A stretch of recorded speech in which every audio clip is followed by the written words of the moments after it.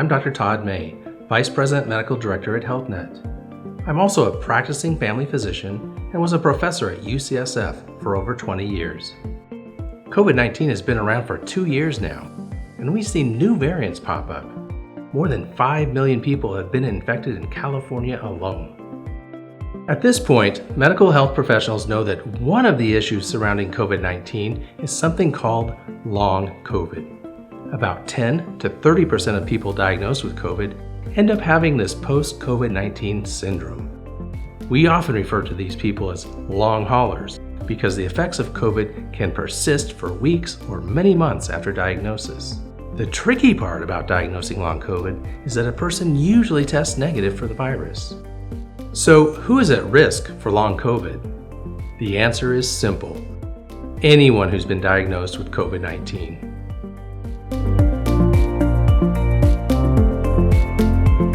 Symptoms include shortness of breath or fatigue, cough, chest or stomach pain, headache, fast beating or pounding heart, joint or muscle pain, sleep problems, dizziness, rashes, mood changes, worsening chest discomfort, brain fog and difficulty thinking for months after recovery, and multi-organ effects or autoimmune conditions.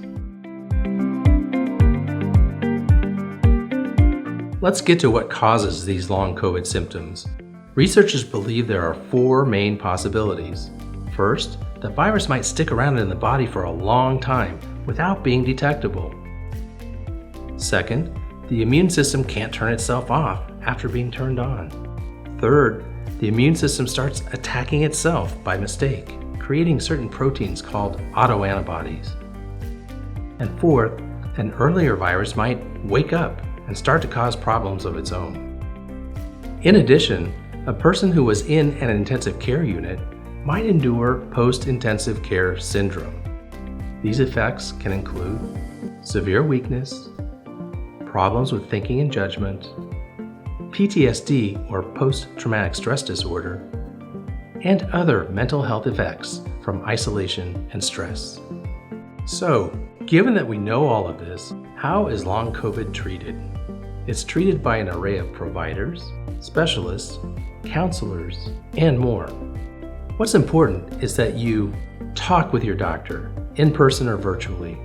Figure out some treatment plans together. Know that medication can help with many symptoms. Attend physical therapy for joint pain, muscle pain, and more. And get pulmonary help, restoring lung function and to strengthen breathing. And know that secondary effects can make matters worse. Those include mental health problems, reduced ability to perform activities of daily living, dependence upon others, and economic challenges associated with a new chronic illness. Is long COVID considered a disability? It can be, if the condition or any of its symptoms is a physical or mental impairment that substantially limits one or more major life activities. It's important to note that someone with long COVID is entitled to the same protections from discrimination as any other person with a disability. Here are some strategies to cope with long COVID. Read about the experiences of other people living with it. Take care of your body through exercise as tolerated. Eat well-balanced meals, get plenty of sleep, avoid drugs and alcohol, and connect with others.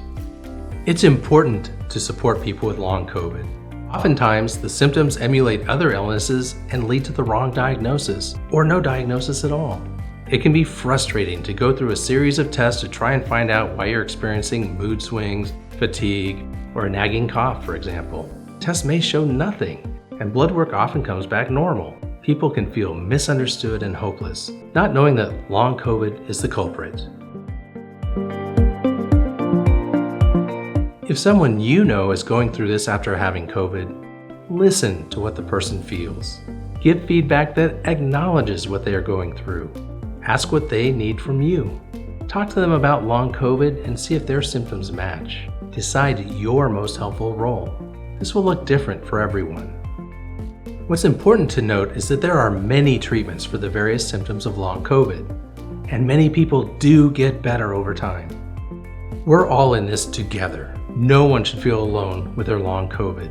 Please keep in mind, as with emerging illnesses such as long COVID, top researchers are working to discover more about this condition and how best to treat it. Today's presentation reflects our current understanding of this condition.